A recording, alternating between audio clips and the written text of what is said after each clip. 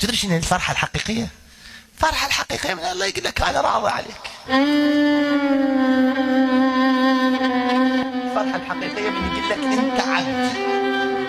يعني خاف أنت داير وجهك وصار لك مدة ما مصلي وبعيد عن الله، الله متانيك، ارجع حروف الروايات.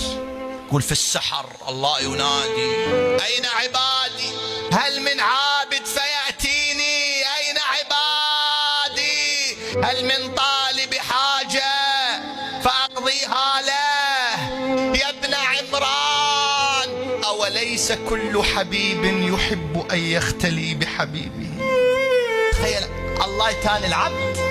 يجوز واحد من عندنا من يريد يتوب إلى الله عز وجل يقول يا رب أنا أريد أتوب، بها مجال؟ قل بها مجال، أنا متعنيك، أنا مشتاق لك، أنت وين رايح؟ وين كنت؟